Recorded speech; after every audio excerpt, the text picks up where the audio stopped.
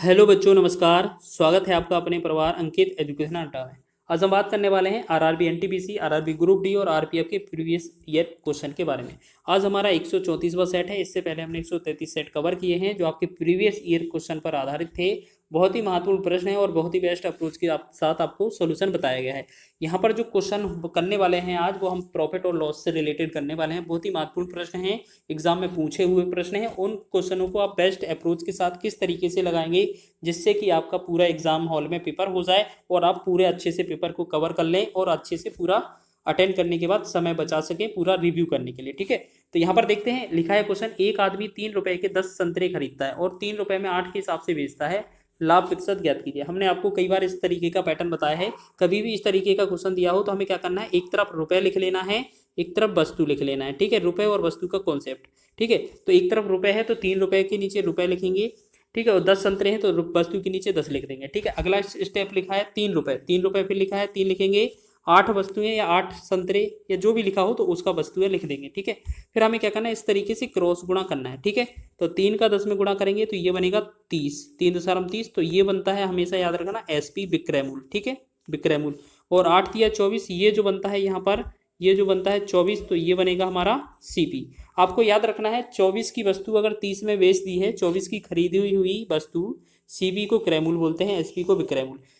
24 में खरीदी हुई वस्तु 30 में बेची जाती है तो क्या होता है, लाभ होता है। कितने रुपए का लाभ होता है, 6 रुपए का लाभ होता है। तो आपसे प्रॉफिट परसेंट पूछा गया है, तो प्रॉफिट परसेंट के लिए हम क्या करेंगे, 6 लिखेंगे ऊपर, बटा में लिखेंगे क्रय मूल्य, तो क्रय मूल्य है 24, गुणा में लगा देंगे 100। 6 एकम 6, 6 से 6 चौके 24, 4 से 4 एकम 4, 4 से 25 चौके 100। तो आपका जो आंसर आएगा वो 25% इस क्वेश्चन का राइट आंसर बनना है। तो ऑप्शन नंबर 20 का राइट हो जाएगा। ठीक है, बहुत ही अच्छा क्वेश्चन है। आगे बढ़ेंगे नेक्स्ट क्वेश्चन की ओर। नेक्स्ट क्वेश्चन लिखा है अगला, एक लड़का 16 रुपए प्रति 18 अंडों की दर से अंडे खरीदता है और उन्हें 20 रुपए प्रति 22 अंडों की दर से बेचता है, उसका लाभ प्रतिशत या हानि प्रतिशत ज्ञात कीजिए। ठीक है, आपको क्या करना है, इस तरीके का ये क्वेश्चन मिले तो हमें फिर वही रुपए और वस्तु का कॉन्सेप्ट लगा देना है, रुपए और वस्तु का। ठीक है, रुपए और वस्तु, तो एक तरफ रुपए एक तरफ वस्तु। हमने देखा 18 रुपए 16 रुपए 18 अंडे, 18 अंडे लिखेंगे। फिर बोला है फिर 20 रुपए, तो 20 लिखेंगे। फिर लिखा है 22 अंडे। ठीक, हम क्रॉस गुणा करेंगे तो इस तरीके से गुणा करेंगे, 18 का 20 में 18 दूना 36, तो ये होगा 360। ये क्या हो जाता है, आपका एसपी होता है। ठीक, और 22 का 16 में करते हैं, 16 दूना 32, 16 दूना 32 और 3 35, 352। तो ये जो बनता है आपका सीपी बनना है। यानी कि 352 में खरीदी हुई चीज़ 360 में बेच दी तो आपको कितने रुपए का लाभ हुआ, यहाँ पर 8 रुपए का लाभ हुआ।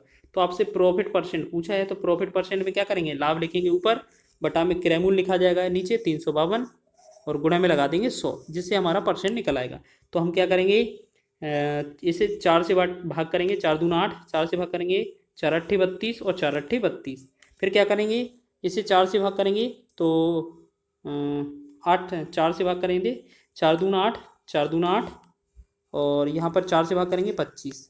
फिर इसे 2 से भाग करेंगे, 2 11 दूना 22, 2 से भाग करेंगे 2 एकम 2। तो हमने देखा ये कितना आ रहा है, 25/11। 25/11 को हम 11 से भाग करेंगे तो 11 दूना 22, 3 शेष पर रहेगा ऊपर, बटा में 11। तो ये 2 सही 3/11 जो होगा इस क्वेश्चन का राइट आंसर हो जाएगा और वो भी लाभ हो जाएगा। अगर आपको क्वेश्चन किसमें 25/11% लाभ ये वाला दिया है, ठीक है, आपको पूरा डिटेल करने की जरूरत नहीं है, आंसर आपका यहीं पर हो जाएगा खत्म। ठीक है, तो ऑप्शन नंबर सी इसका राइट हो जाएगा। ठीक है, जल्दी से देख लीजिए, बहुत ही आसान प्रश्न था। आगे बढ़ेंगे नेक्स्ट क्वेश्चन की ओर। तीसरा क्वेश्चन लिखा है, एक दुकानदार ने कुछ वस्तुएं 77 रुपए प्रत्येक की दर से बेची और 40% का लाभ कमाया। यदि लाभ 6% हो तो प्रत्येक वस्तु का विक्रय मूल्य क्या होगा। इस क्वेश्चन को मात्र 1 से 2 सेकंड में बना सकते। कैसे, जैसे आपको 77 रुपये लिखा है, 77 रुपये ऊपर लिख देंगे। ठीक है, अब बोला गया है 77 रुपये लिखेंगे, प्रत्येक को कितना 40% लाभ पर बेचा है, 40% लाभ 100 में जोड़ेंगे 40 को तो 140 हम नीचे से भाग कर देंगे। फिर बोला है 6% लाभ के लिए हमें प्रत्येक वस्तु का विक्रय मूल्य निकालना है, तो 100 में 6 जोड़ देंगे, कितना हुआ 106, 106 से इसमें गुणा कर देंगे, आपका आंसर हो जाएगा। 7 से काटेंगे 1177, 7 से काटेंगे 7 दूना 14 और 0। फिर हम क्या करेंगे, 2 से काटेंगे 2 दशमलव 20, 2 से काटेंगे 2 पंचे 10, 2 तिया 6।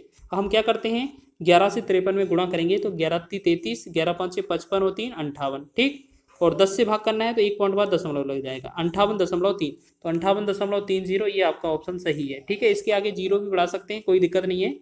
तो आपका ऑप्शन नंबर डी इसका राइट होने वाला है। ठीक है, बहुत ही अच्छा क्वेश्चन है, एग्जाम पर ये बहुत पूछा जाता है। आगे लिखा है, एक दुकानदार अपनी वस्तुओं पर इस तरह मूल्य अंकित करता है कि 20% छूट देने के उपरांत भी 8% का लाभ होता है। उन वस्तुओं का अंकित मूल्य ज्ञात कीजिए जिनकी लागत उसे 500 रुपये पड़ती हो। इस क्वेश्चन को करने के लिए एक रामबाण फॉर्मूला है, बहुत ही महत्वपूर्ण फॉर्मूला है। आपको क्या करना है, एक क्रयमूल्य लिखना है, गुणे में 100 या तो प्लस या तो माइनस, इसको प्रॉफिट कर देना, लॉस कर देना। यानी कि अगर यहाँ पर प्रॉफिट होगा तो प्लस लेना है और लॉस होगा तो माइनस लेना है, ठीक है। और उसके बाद एमपी लिख देना है, मतलब मार्केट प्राइस, गुणे में लिख देना है। ये क्या है, इसकी गुणे में होगा, फिर ब्रैकेट के अंदर 100 माइनस डी, ठीक है। इस फॉर्मूले का यूज करना है, आपका आंसर हो जाएगा। अधिकतर क्वेश्चन डिस्काउंट के इससे हो जाते हैं। तो सीपी होगा क्रय मूल्य, एमपी होगा अंकित मूल्य। अब हमें क्या करना है, 500 रुपये पड़ती है उसकी लागत मूल्य, लागत की कीमत का मतलब है क्रय मूल्य कितना है, 500 रुपये, ठीक। गुणे में क्या करेंगे, 8% लाभ होता है तो लाभ करेंगे, 100 में 8 जोड़ेंगे तो 108 हो जाएगा, बराबर। फिर अंकित मूल्य आपसे पूछा है तो एमपी लिखेंगे, फिर गुणा, आपको कितना 20% छूट है तो 100 में 20 पर 20 कम करेंगे, यहाँ पर कितना होगा 20 कम करना है 100 में से, तो ये होगा 80।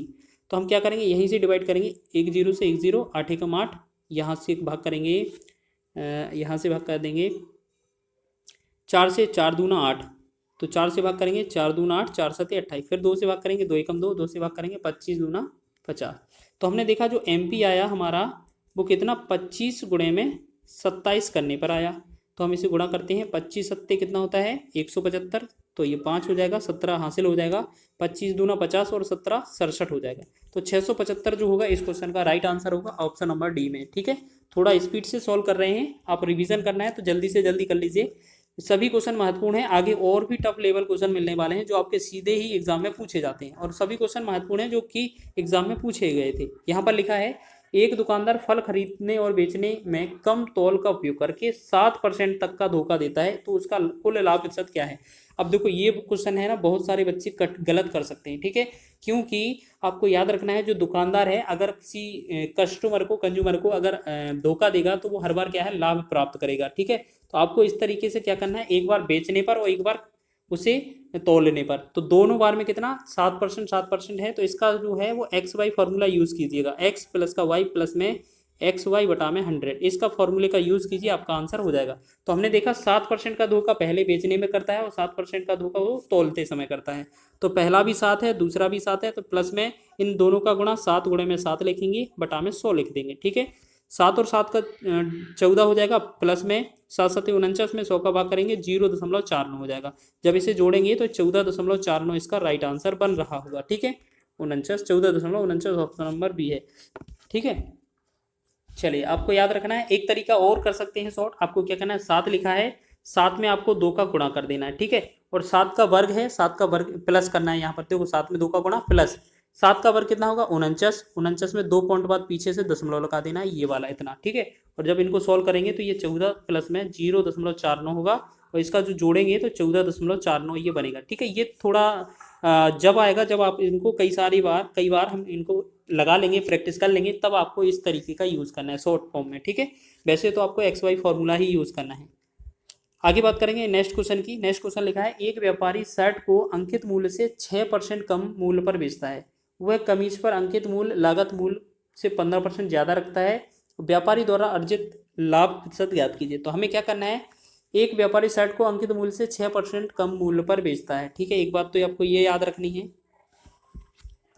चलिए तो आपको बहुत ही आसान सा एक ट्रिक लगाना है। यहाँ पर देखो, एक तरफ क्या लिखा है 6% कम और एक तरफ क्या लिखा है 15% ज़्यादा। तो आपको इसमें भी x प्लस वाई प्लस में x इंटू वाई वाला एक्स वाई बटा में 100, यही वाले फॉर्मूले का यूज़ करना है। बस एक चीज़ याद रखना, अगर कम लिखा है तो माइनस लगा देना और ज़्यादा लिखा है तो प्लस लगा देना।